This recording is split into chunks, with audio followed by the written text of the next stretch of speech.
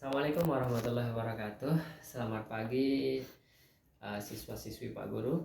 Bagaimana kabarnya pada pagi hari ini? Sehat ya? Alhamdulillah sehat. Mudah-mudahan kita dalam keadaan sehat semua ya. Uh, Mudah-mudahan kita dalam lindungan Allah semua. Pada pagi hari ini Pak Guru akan masuk di kelas kalian menggunakan metode pembelajaran kelas rangkap.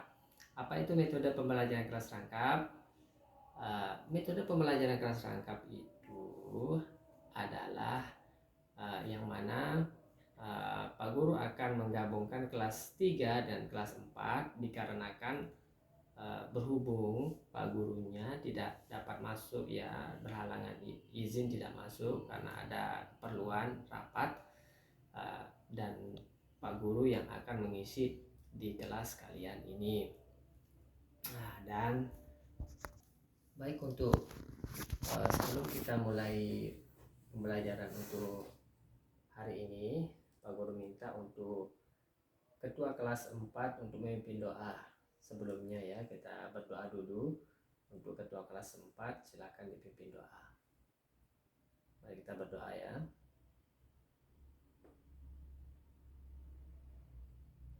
Ya, berdoa selesai ya.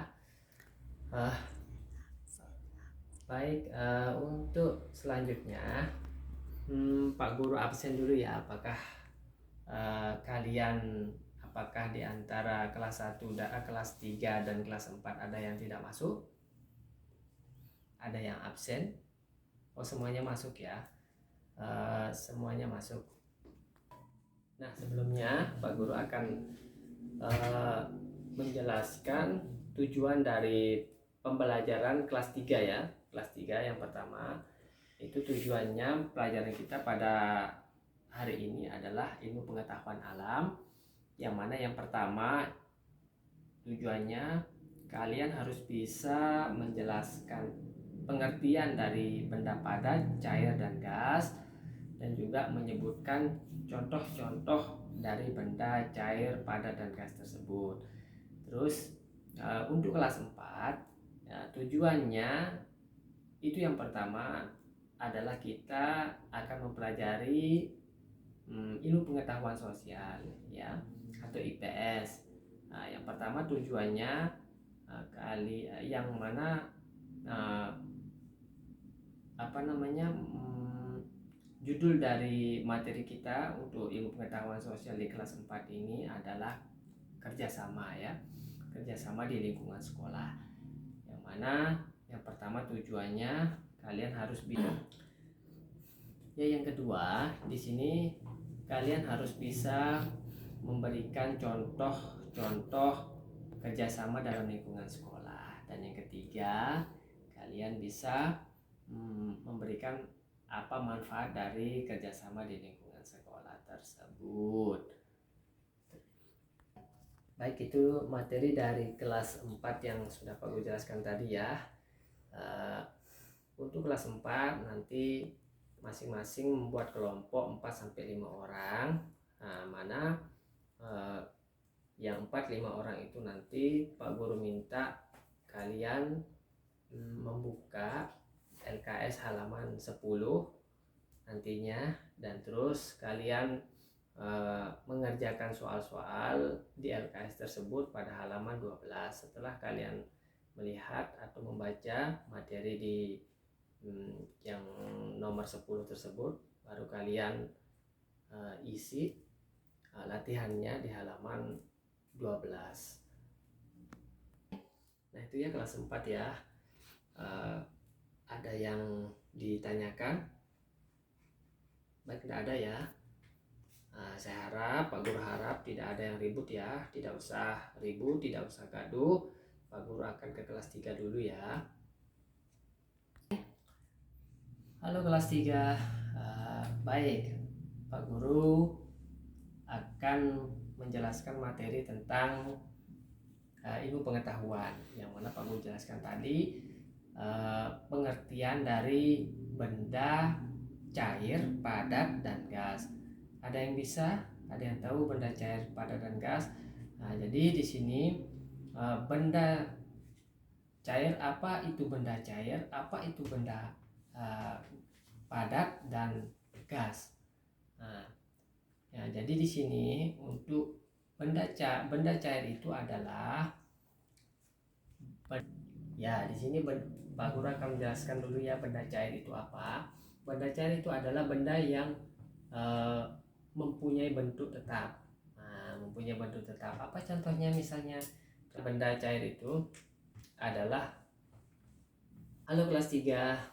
Ya, Pak Guru di sini akan menjelaskan kalian pelajaran ilmu pengetahuan alam ya, ilmu pengetahuan alam atau IPA ya. Nah, yang mana udah Pak Guru jelaskan tadi pengertian dari benda padat, cair, dan gas. Siapa yang tahu? Ada yang tahu nggak benda padat, cair, dan gas? Ya, Pak Guru jelaskan ya. Benda padat itu apa? Benda padat adalah benda yang mempunyai bentuk tetap. Nah, itu benda padat ya. Benda yang mempunyai bentuk tetap. Sedangkan untuk benda cair, nah, apa contohnya benda padat? Nah, sebelumnya contohnya dulu nih Pak Guru jelaskan. Contohnya apa benda padat itu? Nah, seperti penghapus, terus buku tulis juga kan tuh yang padat, buku tulis, terus besi, kayu itu termasuk benda padat. Terus selanjutnya benda cair. Nah, apa itu benda cair? Benda cair itu adalah benda yang mempunyai bentuk tidak tetap ya, benda yang mempunyai bentuk yang tidak tetap. Contohnya apa? Air. Terus apa juga contohnya? Minyak, bensin, susu. Nah, itu contohnya ya. Itu contoh dari benda cair. Terus selanjutnya apa? Benda gas ya. Benda gas. Apa ini maksud dengan benda gas? Nah, benda gas di sini adalah wujud gas atau benda yang mempunyai udara ya, yang mempunyai udara dan bentuknya selalu berubah-ubah sesuai dengan wadahnya ya, sesuai dengan wadahnya ya, meskipun benda gas itu kita tidak dapat melihatnya kasat mata ya, kita tidak bisa melihatnya dengan mata. Apa contohnya? Nah, contohnya di sini adalah asap, uap air, udara. Nah, itu gas alam. Nah, itu termasuk contoh dari benda gas. Nah, baik itu ya, Pak Guru jelaskan pengertian dari benda gas. Nah, itu ya materi yang Pak Guru sampaikan tentang benda padat, cair, dan gas. Sebelum Pak Guru ke kelas 4, Pak Guru minta kelas 3 untuk mengerjakan LKS ya, mengerjakan LKS di halaman 20 ya. Baik.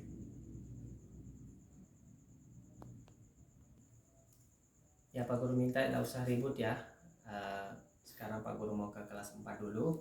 Pak Guru minta jangan ribut. Baik, halo kelas 4. Kembali lagi sama Pak Guru. Apakah ada yang ditanyakan? Apakah ada yang sulit dari pekerjaannya yang tadi?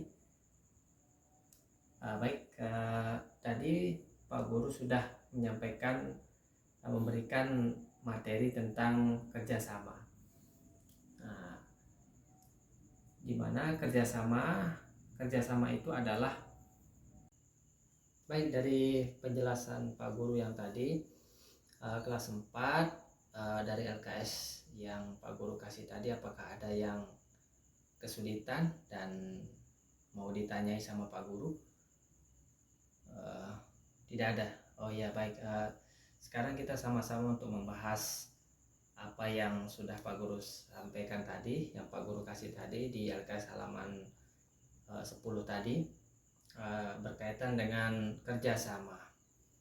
Baik, kerjasama di sini adalah kegiatan atau usaha ya, usaha yang dilakukan seseorang atau beberapa orang, lembaga pemerintah atau sebagainya untuk mencapai tujuan bersama Itu ya, itu pengertian dari kerjasama. Terus yang kedua tadi, contoh kerjasama dari lingkungan sekolah. Apa saja contoh kerjasama di lingkungan sekolah? Nah, di sini banyak sekali ya contoh kerjasama di lingkungan sekolah, seperti menjadi petugas misalnya kan, menjadi petugas upacara dengan teman sekelas. Nah, itu bentuk kerjasama yang dilakukan di lingkungan sekolah. Terus yang kedua di sini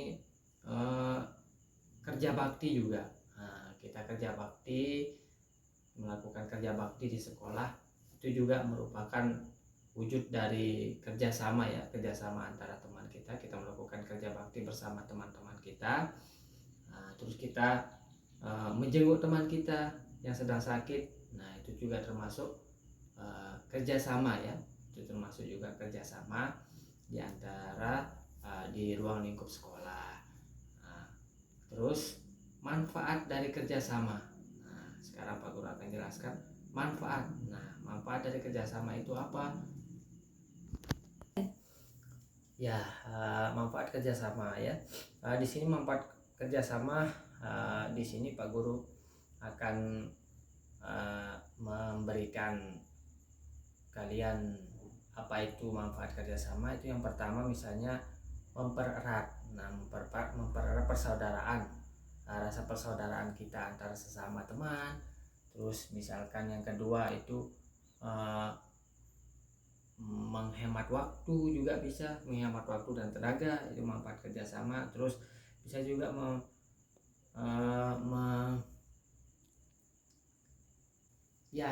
dari materi yang sudah Pak Guru berikan tadi kelas 4, apakah ada pertanyaan atau yang masih bingung?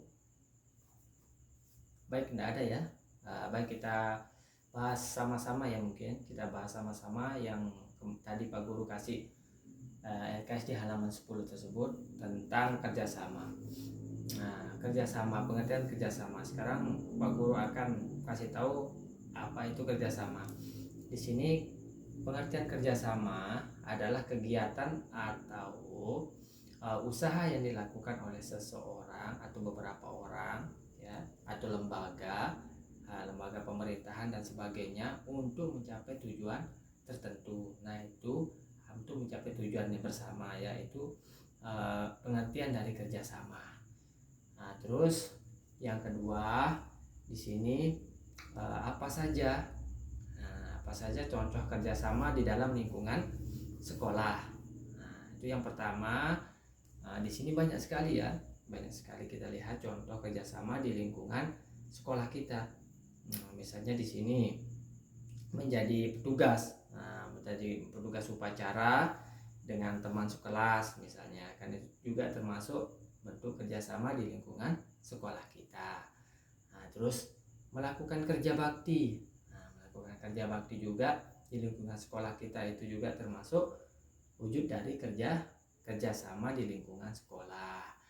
Nah, menjenguk teman yang sakit, bisa juga itu mengajuk ya, sama menjenguk teman kita yang sedang sakit atau yang terkena musibah, itu juga termasuk wujud dari kerjasama kita di lingkungan sekolah. Dan juga yang selanjutnya, manfaat dari kerjasama. Apa manfaat dari kerjasama itu?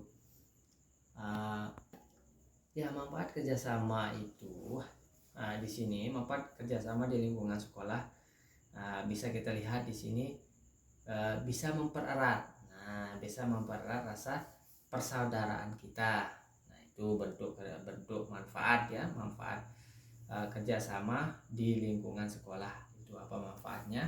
Ya, Pak Guru sebutkan tadi, mempererat kebersamaan ya, kebersamaan dan rasa persaudaraan kita di lingkungan sekolah. Terus juga bisa manfaatnya mengefisienkan waktu atau menghemat waktu dan tenaga. Nah, itu juga bisa menjadi manfaat. Kerjasama di lingkungan sekolah kita bisa mengefisienkan waktu atau bisa menghemat waktu. Nah, dan selanjutnya membuat pekerjaan di sekolah itu menjadi ringan. Nah, itu juga termasuk manfaat dari kerjasama di antara lingkungan sekolah kita. Terus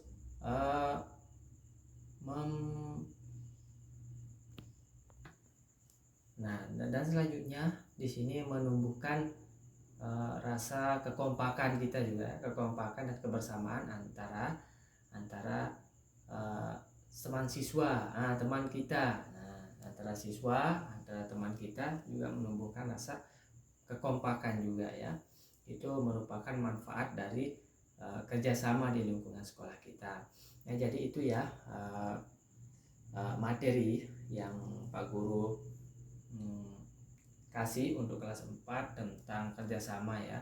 Nah, jadi jika kalian belum paham atau masih belum mengerti, nah, jadi nanti bisa ditanyakan di Pak Guru ya.